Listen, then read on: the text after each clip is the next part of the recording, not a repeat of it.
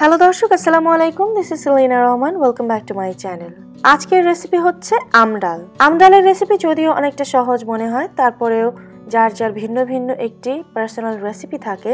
আমি কিভাবে রান্না করি আমডাল, সেই রেসিপিটি আমি আপনাদের সাথে আজকে শেয়ার করব। আশা করি রেসিপিটি আপনাদের কাছে ভালো লাগবে। যদি ভালো লাগে চ্যানেলটি সাবস্ক্রাইব করতে কিন্তু ভুলে যাবেন না। আজকের ডাল আমি রান্না করছি মুগ ডাল দিয়ে। আপনারা চাইলে মসুর ডাল দিয়েও এই ডালটা রান্না করতে পারেন।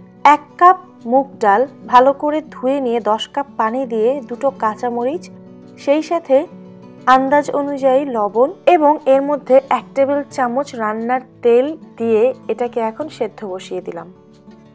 মূলত এটাকে এখন সেদ্ধ করব মানে হচ্ছে ডালটা যতক্ষণ না পর্যন্ত কমপ্লিটলি একদম গলে যায় ততক্ষণ পর্যন্ত সেদ্ধ করব। হাই হিটে যখন বলক আসবে তখন ঢাকনা দিয়ে ঢেকে চুলার আঁচ কমিয়ে এটাকে জাল দিতে থাকবো। অপরদিকে আমি কাঁচা আম নিয়েছি। এখানে আমি যতটুকু নিয়েছি 250 গ্রামের মতো হবে।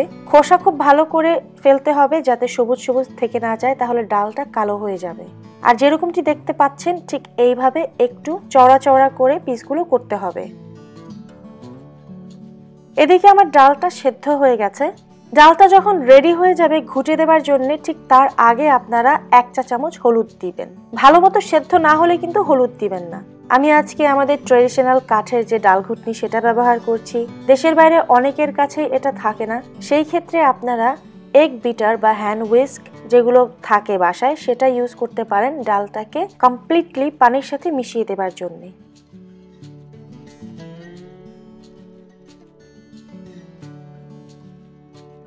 ডাল ভালো মতো ঘুটে নিয়ে এর মধ্যে কেটে রাখা কাঁচা আমগুলো দিয়ে দিলাম।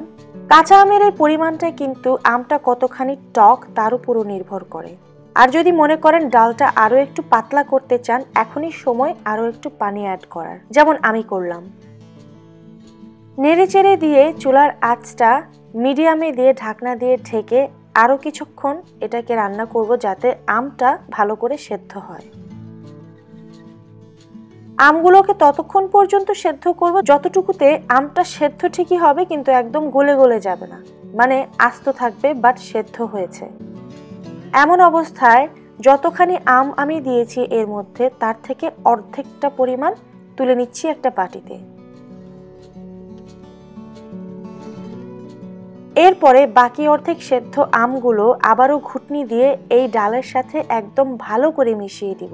এতে করে যেটা হবে, ডালে আমের ফ্লেভার পাওয়া যাবে এবং সেই সাথে খাবার সময় আস্ত আস্ত আমগুলো পাওয়া যাবে, কারণ যে আমগুলো আমি তুলে রেখেছি সেটা আবার এর মধ্যে অ্যাড করে দিব। আপনারা দেখতে পাচ্ছেন যে আমগুলো ঘুটে দিলাম সেগুলো একদম গলে মিশে গেছে এবং আস্ত আমগুলো এর মধ্যে দিয়ে দিয়েছি। আমার আম্মা খুব পছন্দ করতো ভাতের সাথে আস্ত আমটা নিয়ে খেতে, এবং অনেকেই বলেন আম আস্ত রাখতে গেলে ডালে সেই আমের ফ্লেভারটা আসে না, তার জন্যই আমি ঠিক এই পদ্ধতিতে ডালটা করি। যাই হোক, সেটাকে মিডিয়াম আঁচে চুলায় বসিয়ে রেখে এদিকে বাগারের তৈরি করছি। বাগারের জন্য 2 টেবিল চামচ তেলে আমি 2 টেবিল চামচ রসুন কুচি এবং আধা কাপ পরিমাণ পেঁয়াজ কুচি নিয়ে নিলাম।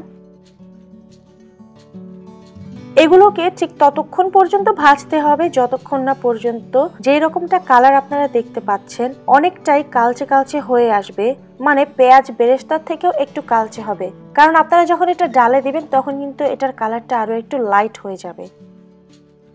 ঠিক এই অবস্থায় এটাকে তুলে নিয়ে ডাল যেটা চুলার উপরে আছে সেখানে এটা ঢেলে দিতে হবে, অথবা আপনারা চাইলে অন্য একটা বড় হাঁড়িতেও এই বাগারের তৈরি করে ডালটা ঢেলে দিতে পারেন, তবে সেই ক্ষেত্রে সেই কাজটা খুব সাবধানতার সাথে করতে হবে। চুলার আঁচটা বাড়িয়ে দিয়ে আবারও একটু বলক এনে চুলাটা বন্ধ করে ঢাকনা দিয়ে ঢেকে এটাকে সামান্য একটু তাপটা কমিয়ে নিয়ে এসেছি এবং দেখতে পাচ্ছেন ডালটা তৈরি হয়ে গেছে পরিবেশনের জন্য।